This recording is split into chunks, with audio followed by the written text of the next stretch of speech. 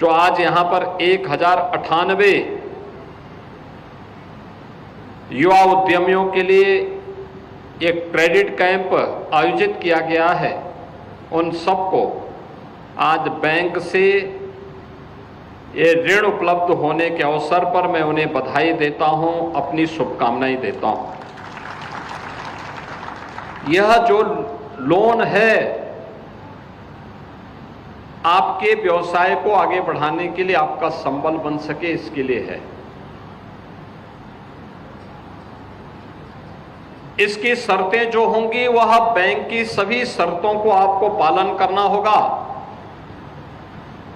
इसमें ब्याज जो भी आएगा, अगर मूलधन का चुकता आप समय पे कर रहे हैं तो ब्याज की पूरी राशि सरकार इसका चुकता करेगी।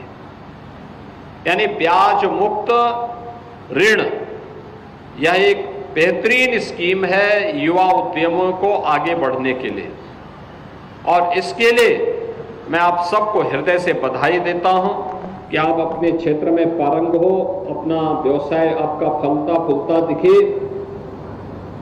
और इसके लिए आपने रुचि दिखाई। इसके लिए मैं आप सबका हृदय से अभिनंदन भी करता हूं। बहनों और भाइयों, हमने फरवरी 2024 में जब उत्तर प्रदेश सरकार का बजट आया था, तब हम लोगों ने घोषणा की थी कि प्रदेश के लिए हम लोग युवाओं के लिए एक ऐसी स्कीम लेकर के आएंगे जिसके माध्यम से ब्याज मुक्त ऋण उपलब्ध करवा करके उन्हें आर्थिक स्वावलंबन के पथ पर अग्रसर किया जा सके। जो आज यहां पर 1098 युवा उद्यमियों के लिए एक क्रेडिट कैंप आयोजित किया गया है, उन सबको आज बैंक से ये ऋण उपलब्ध होने के अवसर पर मैं उन्हें बधाई देता हूं, अपनी शुभकामनाएं देता हूं। यह जो लोन है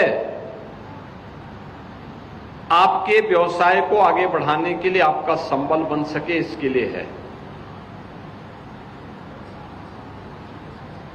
इसकी शर्तें जो होंगी वह बैंक की सभी शर्तों को आपको पालन करना होगा। इसमें ब्याज जो भी आएगा, अगर मूलधन का चुकता आप समय पे कर रहे हैं तो ब्याज की पूरी राशि सरकार इसका चुकता करेगी। यानी ब्याज मुक्त ऋण, यह एक बेहतरीन स्कीम है युवा उद्यमियों को आगे बढ़ने के लिए, और इसके लिए मैं आप सबको हृदय से बधाई देता हूं कि आप अपने क्षेत्र में पारंग हो, अपना व्यवसाय आपका फलता फूलता दिखे, और इसके लिए आपने रुचि दिखाई। इसके लिए मैं आप सबका हृदय से अभिनंदन भी करता हूं। बहनों और भाइयों, हमने फरवरी 2024 में जब उत्तर प्रदेश सरकार का बजट आया था, तब हम लोगों ने घोषणा की थी कि प्रदेश के लिए हम लोग युवाओं के लिए एक ऐसी स्कीम लेकर के आएंगे जिसके माध्यम से ब्याज मुक्त ऋण उपलब्ध करवा करके उन्हें आर्थिक स्वावलंबन के पथ पर अग्रसर किया जा सके। आस्था भी आजीविका का माध्यम बन सकती है। संस्कृति का पर्व भी रोजगार का पर्व बन सकता है। ये प्रधानमंत्री जी के विजन से आज साकार हुआ है, और संस्कृति भी समृद्धि का आधार बन सकती है। प्रधानमंत्री मोदी जी का विजन आज जमीनी धरातल पर हम सबको देखने को मिला। और अयोध्या में तो अब कहना ही क्या है, अभी मैं जन्मभूमि दर्शन करके आ रहा हूं। हजारों की संख्या में श्रद्धालु देश से आकर के यहां दर्शन के लिए लंबी लाइन लगाया हुआ है। आया है स्वाभाविक रूप से, हमारा अतिथि है। अतिथि की सेवा करना, उनकी सुरक्षा करना, उनको सुविधा प्रदान करना, ये हमारा दायित्व है। लेकिन साथ साथ यह आजीविका का माध्यम भी बन रहा है।